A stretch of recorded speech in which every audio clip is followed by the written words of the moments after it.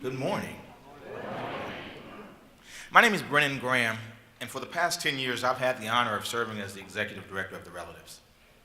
I've had the honor of leading a wonderful staff that opens doors every day because we believe that all children deserve to be safe, to have stability, and the true opportunity for a successful future.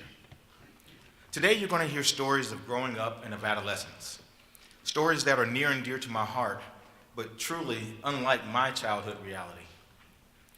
For me, I had two wonderful parents. They were always there for me, even when I didn't care or appreciate it.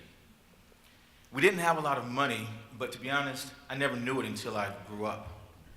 Love, stability, and safety were always there for me. I had some hard experiences as an adolescent. Many of them I created, and many of them would have given me a considerably different adult life. But my parents were still there for me, always guiding and always the fallback.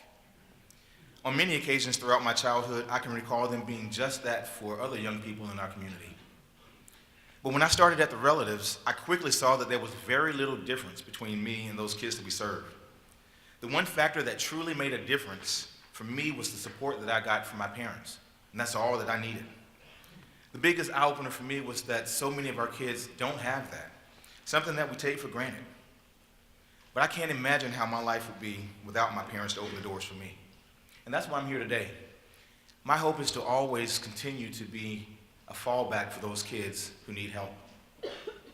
And today, you're going to hear stories of how the Relatives has been that support for some really special young people.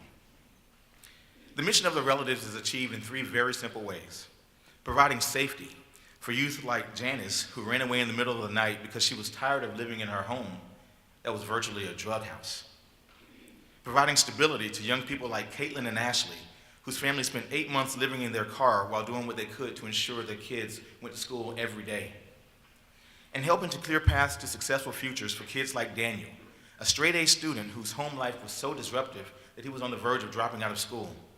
Now he's in his second year of college.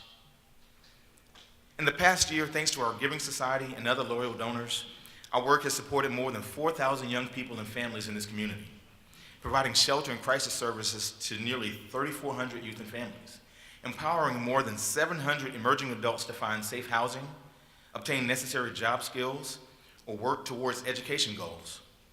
We've developed and continue to develop critical partnerships with other caring organizations in this community to identify the gaps and fill those gaps as we need to.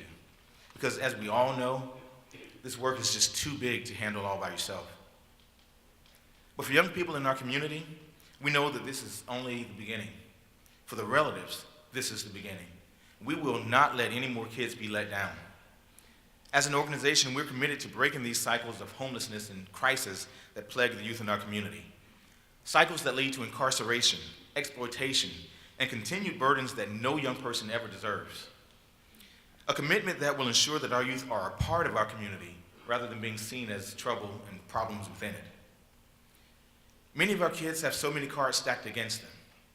Of all the 16 and 17-year-olds who stayed at our crisis center last year, we know for sure that only a handful had the critical foundation of support, knowledge, education, and preparation to survive on their own after turning 18.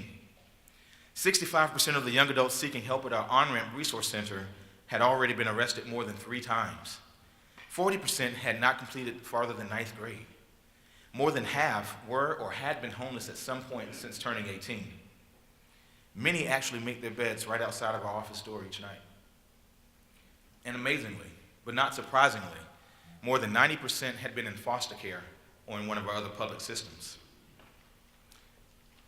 I dream of a day when every young person has the love and support that everyone needs, a place to call home that every child needs to be successful.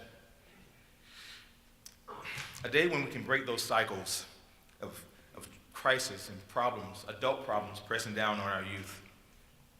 I dream of a day when our kids who have aged out of our systems age out to college and career readiness instead of to the streets, shelters, and to jail. I dream of a day when the cost of preparing kids to be truly successful is not the primary barrier to making that a reality. For the Relatives, that cost is about $1,100, a mere drop in the bucket compared to the nearly $28,000 per year per inmate that we pay. In order to make these dreams happen, we need to radically change the way our community supports our kids.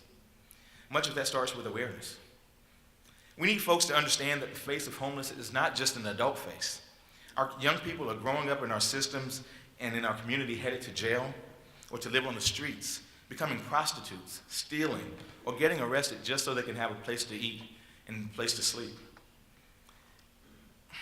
We need feet on the ground.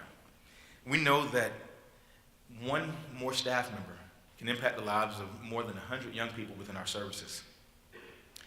We also need to identify safe housing options that support the unique needs of these young people, whose backgrounds, lack of family support, and unpreparedness keep them rotating through the cycles of homelessness and dependency. But if we don't make those changes, we will have turned our backs on our community's most vulnerable citizens. Kids who have witnessed and lived so many horrific things that most adults aren't even strong enough to handle. Kids who have never been taught that better is possible and survival should not be the ultimate goal. Kids who have been, or who have had every door closed in their faces, or have been afraid to even knock on those doors. These kids deserve help to push opportunity's door wide open. So I'm asking each of you in this room today to join the relatives in pushing open those doors for our kids in the community. Because together, we will make sure that every young person has safety, stability, and a clear pathway to successful futures. Now, I'd like to introduce you to some of the faces of the relatives so you can hear our mission through their words.